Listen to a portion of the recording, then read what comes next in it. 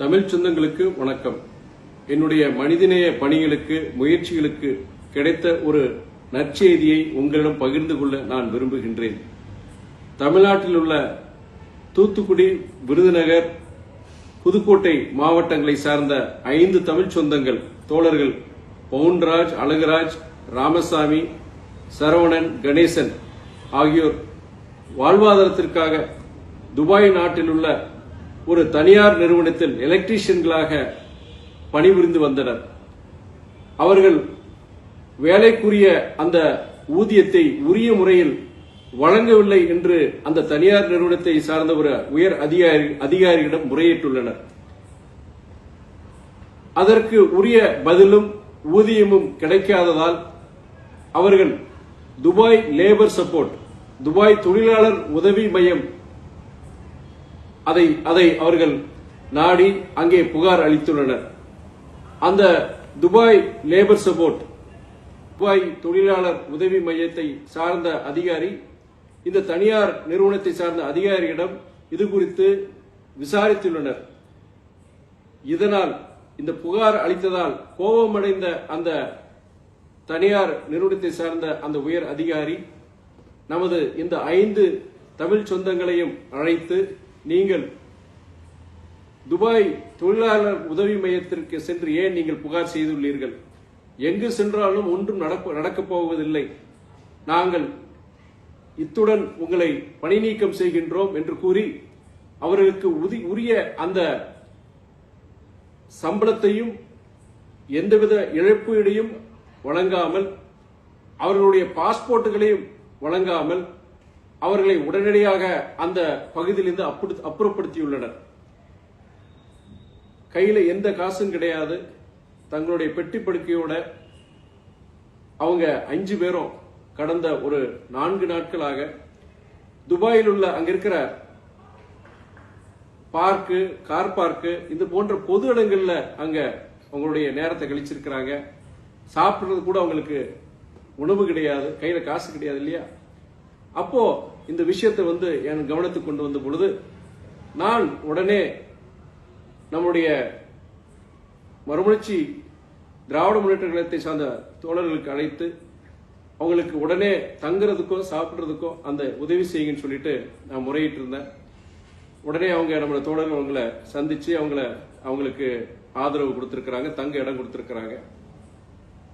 அதன் பின் நான் இது சம்பந்தமாக நம்முடைய ஒன்றிய வெளியுறவுத்துறை அமைச்சகத்துக்கு தொடர்பு கொண்டு இந்த மாதிரி பிரச்சனையா இருக்கு, நம்முடைய தமிழ்நாட்டை சார்ந்த இந்த 5 பேருக்கு பொறுத்திருக்கு பணி நீக்கம் செஞ்சிருக்கிறாங்க, உங்க உரிய சம்பளத்தை கொடுக்கல, பாஸ்போர்ட்லயும் அவங்க கொடுக்காம இந்த மாதிரி விட்டுருக்காங்கன்னு சொல்லும் போது அவங்க உடனே துபாயில் உள்ள அந்த தூதரக அலுவலகத்திற்கு அவங்க இந்த விவரத்தை சொல்லி உடனே நடவடிக்கை எடுக்க சொல்லியிருக்கிறாங்க. அந்த துபாயில் உள்ள இந்திய தூதரக அதிகாரிகள் இந்த தனியார் நிறுவன அதிகாரியை தொடர்பு கொண்டு இந்த மாதிரி புகார் வந்திருக்கு, இந்த மாதிரி பிரச்சனை இருக்குன்னு சொன்ன உடனே அவங்ககிட்டயும் இதே மாதிரிதான் இவர் இந்த தனியார் நிறுவனத்தை சார்ந்த அதிகாரி, அதெல்லாம் ஒன்றும் செய்ய முடியாதுங்க, நீங்க பண்றதை பண்ணிக்கோங்க அப்படின்னு சொல்லிட்டு ரொம்ப திமிரா பேசியிருக்கிறார். நான் அதுக்கப்புறம் நம்முடைய தோழர்கள் என்னன்னா, இதுல அந்த உயர் அதிகாரி என்னன்னா அவர் ஒரு தமிழர்.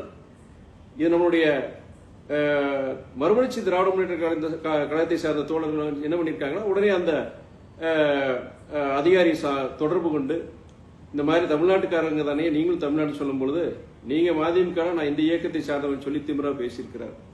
இப்ப என்னன்னா, இது நம்ம அதுக்கப்புறம் நம்ம அங்க இருக்கிற துபாயை சார்ந்த நம்முடைய இந்திய தூதரக அதிகாரிகள் அவங்க இந்த பிரச்சனைகளை தலையிட்டு இப்போ அவங்களுக்கு தற்காலிக அந்த கடவுச்சீட்டு, டெம்பரரி ஒரு பாஸ்போர்ட் மாதிரி கொடுப்பாங்க அவங்க இந்தியாவுக்கு வர்றதுக்கு, அந்த ஒரு பாஸ்போர்ட் அவங்க ரெடி பண்ணி கொடுத்திருக்கிறாங்க.